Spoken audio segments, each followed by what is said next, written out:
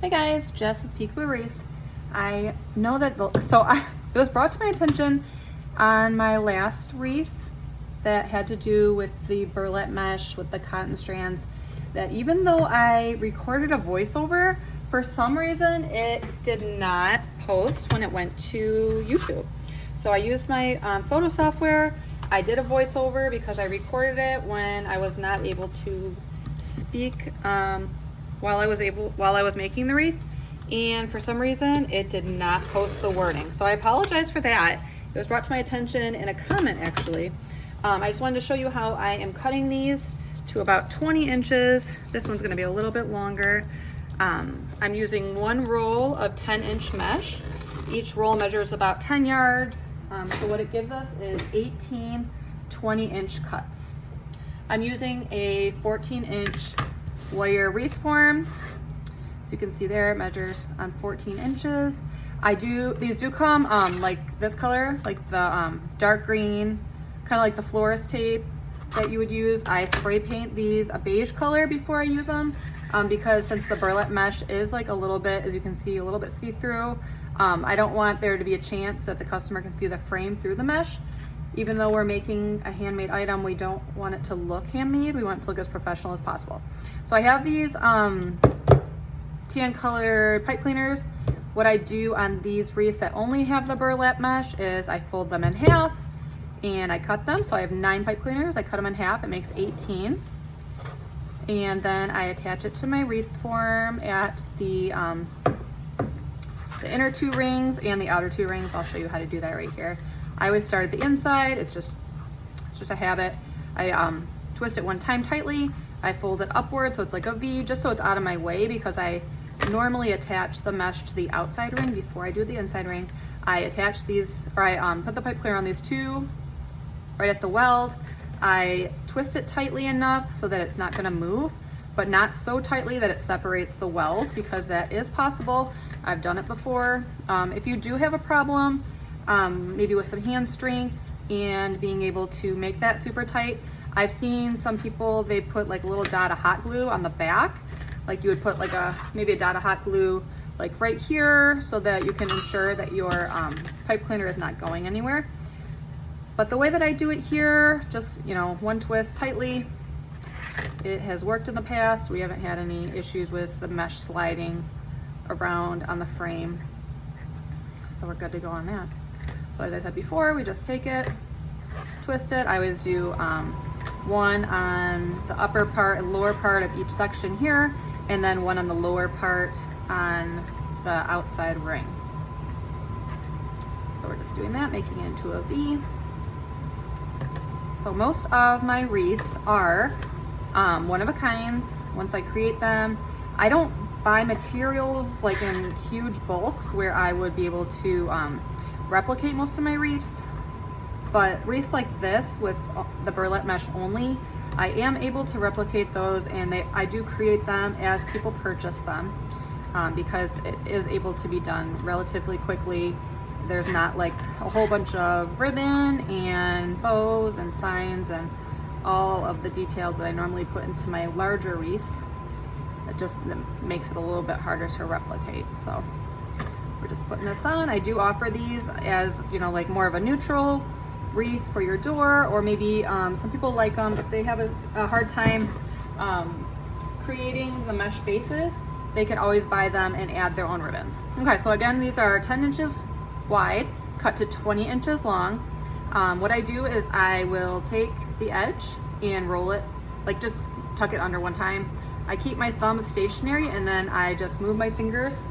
Let me put it a little bit over here. Move my fingers like this and just gather it.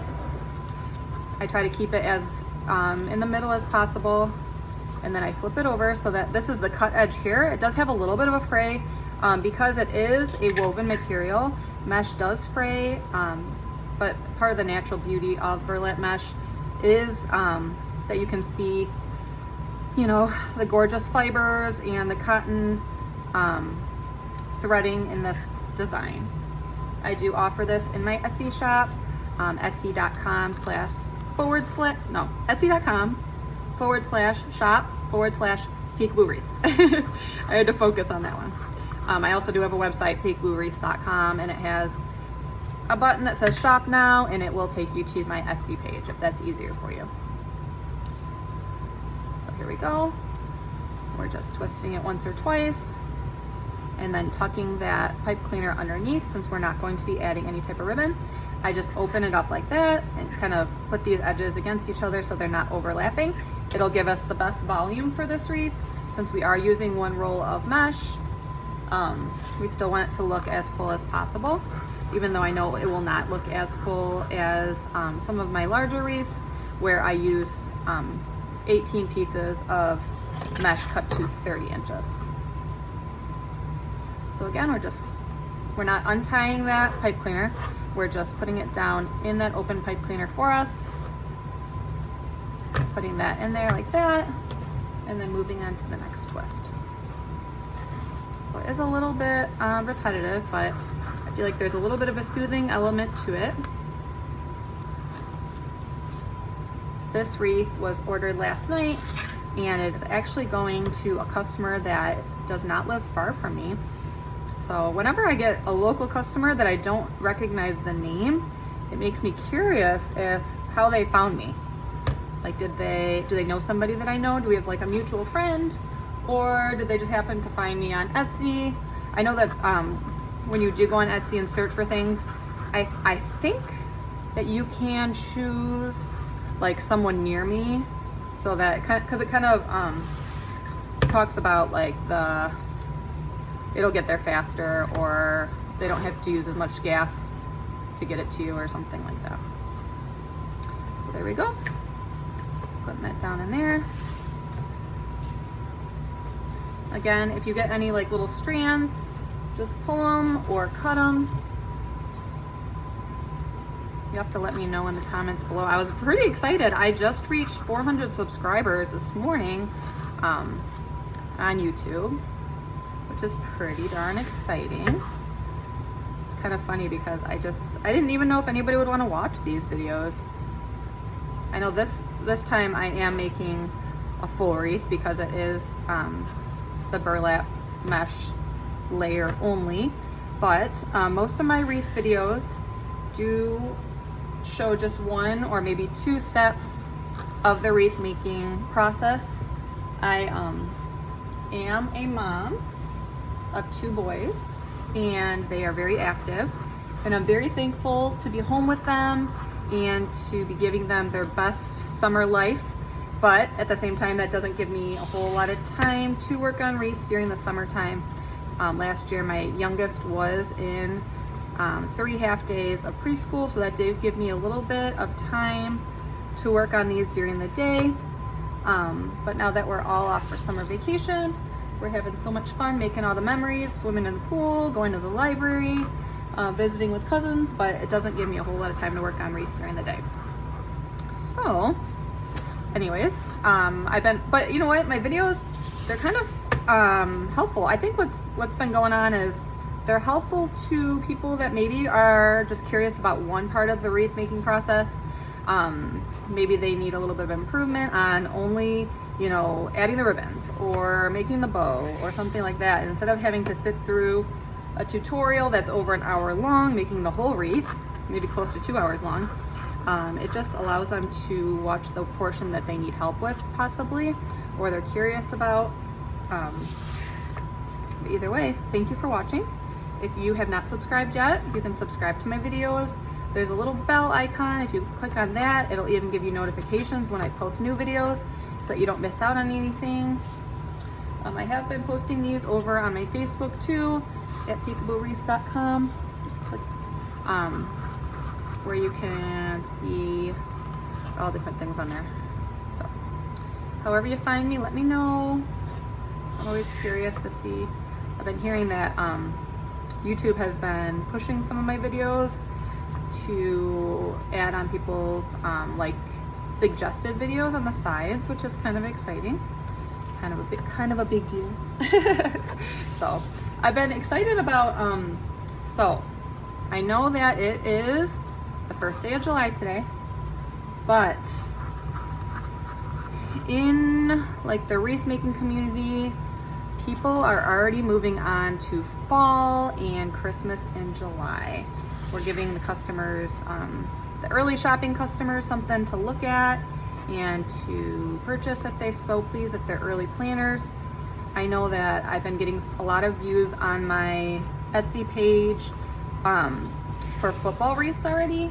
So the last video that I posted on here was making a wreath base that was orange and navy blue for a southern school that I tend to sell a lot of wreaths for. So I've been working on that. I apologize that this video today is not of me adding ribbons. That was the plan, but then I got this order in, which I'm so thankful for, and I figured I would